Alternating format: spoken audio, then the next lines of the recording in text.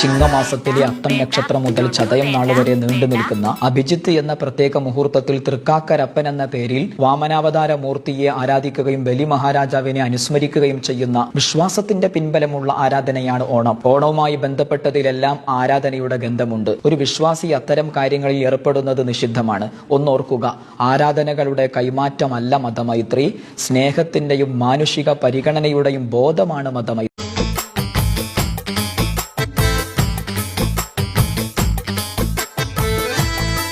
ഇങ്ങനത്തെ ഒരു കാര്യം കേൾക്കണം. നമുക്ക് ഓണം ആഘോഷിക്കണമെങ്കിൽ, ക്രിസ്മസ് ആഘോഷിക്കണമെങ്കിൽ, അതേപോലെ പെരുന്നാളും നബിദിനൊക്കെ ആഘോഷിക്കണമെന്നുണ്ടെങ്കിൽ ഒന്നെങ്കിൽ നമ്മൾ സംഘിനെ കെട്ടണം, അല്ലെങ്കിൽ നമ്മൾ ക്രിസ്ത്യാനിനെ കെട്ടണം.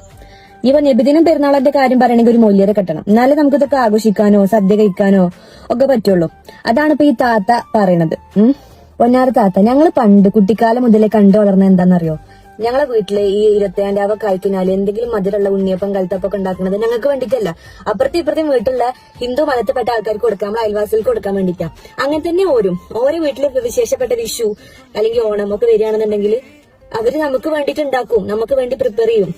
ഇതൊക്കെ ആഘോഷിക്കാനും ക്ഷണം സ്വീകരിച്ചു പോവാനൊന്നും ഒരു സംഘിന്റെ കൂടെ ഒളിച്ചോടേണ്ട ആവശ്യം നമുക്കില്ല. നിങ്ങളെപ്പോലത്തെ വർഗീയതയും മതവും കുത്തിക്കെട്ടി അതിപ്പോ നിങ്ങളിപ്പോ മതത്തിനെ സ്നേഹിച്ച് പറഞ്ഞൊന്നല്ല എന്നൊക്കെ മനസ്സിലാക്കണു. ഇസ്ലാം മതത്തിനെ സ്നേഹിക്കണ, ഇസ്ലാം മതത്തിൽ വിശ്വസിക്കുന്ന ആൾക്കാർ ഒരിക്കലും ഇങ്ങനത്തെ ചീന കമന്റ് ഇടൂല.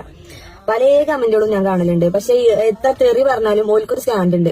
പക്ഷെ നിങ്ങളൊക്കെ കമന്റ് ഫേക്ക് അക്കൗണ്ട് ആണോ എന്താണെന്ന് അറിയില്ല. പക്ഷെ ഈ കമന്റ് എന്നെ ഭയങ്കര ട്രിഗർ ചെയ്തു. കാരണം ഏതൊരു വിഷയത്തിലും വർഗീയതയും മതവും കുത്തിക്കേറ്റിയാക്കുന്ന ആൾക്കാരുണ്ടല്ലോ. ഇന്ന് ഉത്രാടദിനവും നബിദിനവും കൂടി ഒന്നിച്ച് വന്നത്. പക്ഷെ അതുകൊണ്ട് ആരും മാറി നിന്നിട്ടില്ല. ഇന്ന് റാലിക്ക് പോണ കുട്ടികൾക്ക് ഫുഡ് കൊടുക്കാനും ഓർക്ക് ചീരിഞ്ഞു കൊടുക്കാനൊന്നും ഓലെല്ലാരും എന്നത്തെയും പോലെ സജീവമായിട്ടുണ്ടായിരുന്നു. അതൊക്കെ എല്ലാരും ഒരേ മതത്തിൽ പെട്ടതുകൊണ്ടല്ല. അതാണ് കേരളത്തിലെ മതസൗഹാർദ്ദം. അത് നിങ്ങളെ പോലത്തെ ആൾക്കാർക്ക് മനസ്സിലാവില്ല. പിന്നെ നിങ്ങൾക്ക് എന്തുകൊണ്ടാണ് ഈ ചൊറി അളകണെന്നുള്ളത് അതും കൂടെ ഒന്ന് കമന്റ് ചെയ്താൽ വായിച്ച് മനസ്സിലാക്കാനിരുന്നു കേട്ടോ. പ്രശ, മഴവില്ലെന്ന് എങ്ങനെയാ കാണിക്ക? പറന്നൂന്ന് എങ്ങനെയാ കാണിക്ക? ഐറിൻ, താന്ന് എങ്ങനെയാ കാണിക്ക? അശ്വിൻ, നീതെങ്ങനെയാ കാണിക്ക?